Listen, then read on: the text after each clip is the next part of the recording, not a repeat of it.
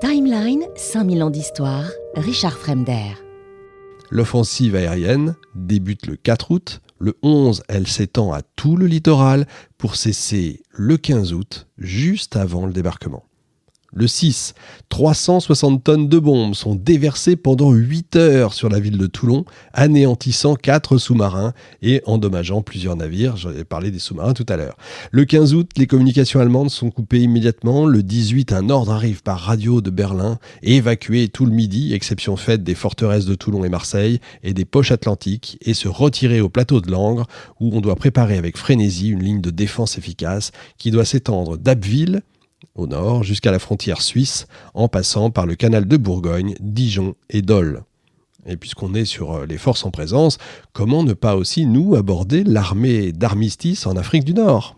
Si le matériel est américain, les 443 000 soldats sont à 85% des Français du Maghreb. Alors vous avez des musulmans et des Européens, auxquels s'ajoutent ceux de l'Afrique occidentale française, la fameuse AOF, d'Océanie et d'autres terres de l'Empire. Il faut, encore une fois, parler d'empire. La population musulmane du Maghreb va fournir 180 000 combattants. Côté européen, 168 000 sont volontaires. S'ajouteront à ça des effectifs. Alors 20 000 Français évadés de France, 13 000 Corses à partir de janvier 1944, 50 000 Français libres, et puis un important contingent de troupes coloniales d'Afrique noire. Le reste est constitué d'engagés volontaires. C'est le cas des unités de tirailleurs de l'armée coloniale.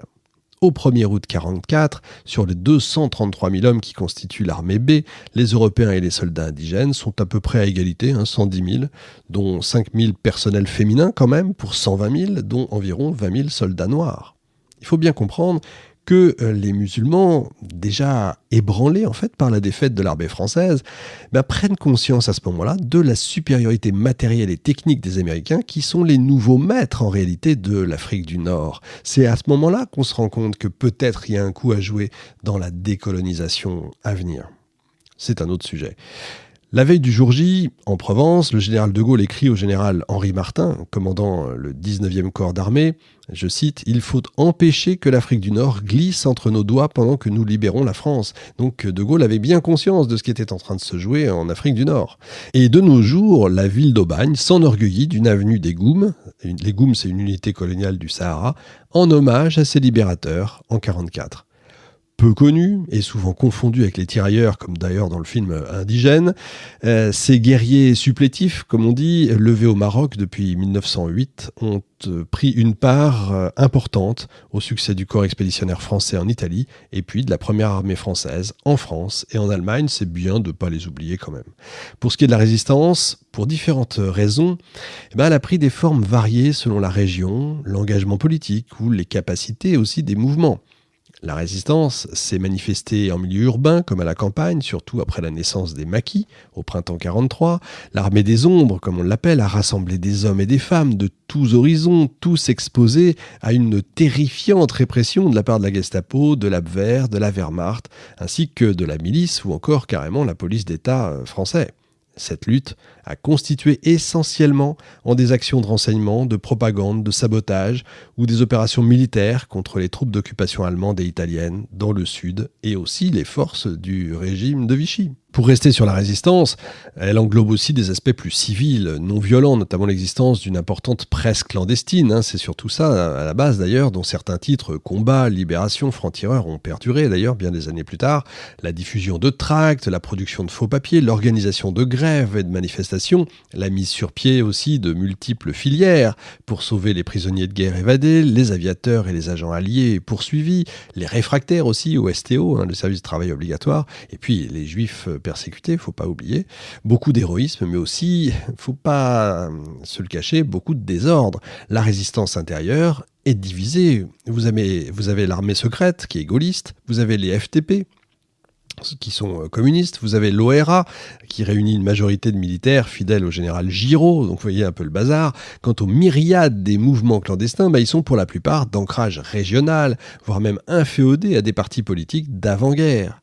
Naturellement, la résistance est hétérogène, dispersée, soumise en zone occupée à des contraintes qui vont évidemment limiter son action, à la recherche de renseignements, au sabotage, aux attentats terroristes, entre guillemets, et aux filières d'évasion. malheur évidemment à ceux qui sont capturés, torture, aveux, déportation, etc., etc., j'en passe et des meilleurs. Le plus souvent, c'est la mort, qui sont le sinistre lot des agents, j'allais dire, qui sont capturés. En zone sud, la situation n'est pas tout à fait la même. D'abord, elle n'est pas occupée de la même façon par les Allemands, et puis l'activité des services de Vichy est souvent noyautée au plus haut niveau par des sympathisants ou des membres de la résistance. À partir de l'invasion de novembre 1942, la lutte se radicalise et des maquis vont se constituer dans les zones montagneuses, notamment dans le Vercors, par exemple, pour le plus connu. Simultanément, les cadres de l'armée d'armistice, dissoute en novembre 1942, sont contraints à un choix déchirant. Il faut imaginer ça. Soit s'évader de France pour rejoindre la France combattante, participer à la résistance, ou se serrer autour du maréchal, comme il leur demande, c'est-à-dire s'abstenir de toute action, ce qu'évidemment il rejette en bloc. Il va revenir à Jean Moulin, justement, d'unifier la résistance française au sein de ce qu'on appelle le CNR, le Conseil national de la résistance, qui sera réuni pour la première fois en mai 1943.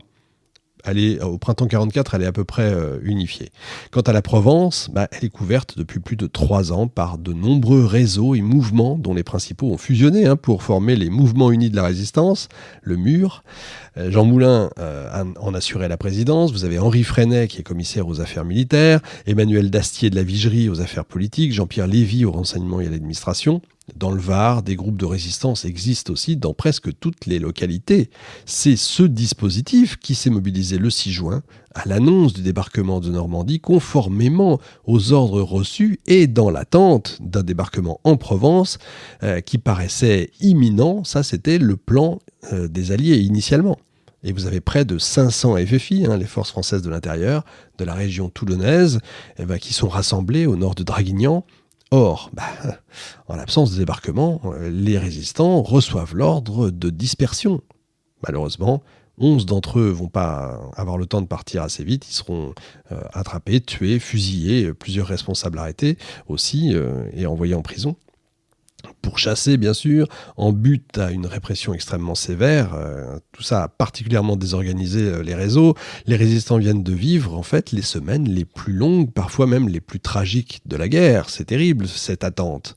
3 jours après le débarquement de Normandie, vous avez environ 400 hommes qui sont rassemblés en 2 groupes dans le massif qui domine Lambesc, sauf que dans l'excitation d'une victoire qu'ils pensent assurer, ils vont commettre des imprudences. Mais peut-on leur reprocher ? Retour sur l'armée, qui attend maintenant de l'autre côté de la Méditerranée. Le matériel américain est arrivé, le soldat est habillé, équipé, armé exactement comme les boys de Patton. Il y ajoute des éléments français quand même, comme le casque que le général Delattre va porter en toutes circonstances pour bien marquer sa différence, la capote en hiver qui va le protéger mieux que le manteau américain ou encore le fusil mitrailleur. Une fois équipé, il faut s'adapter à cette nouvelle armée. Et depuis 1943, vous avez une longue période d'instruction et d'entraînement qui a en fait commencé. Et en même temps qu'on entraîne les combattants, il faut aussi former les spécialistes indispensables à cette formidable logistique américaine et à l'outil de combat que représente le régiment. Et c'est vrai qu'avant d'envoyer des hommes sur le terrain, on doit absolument envoyer des instructeurs pour leur apprendre comment ça fonctionne. C'est comme ça que débute chaque guerre. Timeline, 5000 ans d'histoire, Richard Fremder.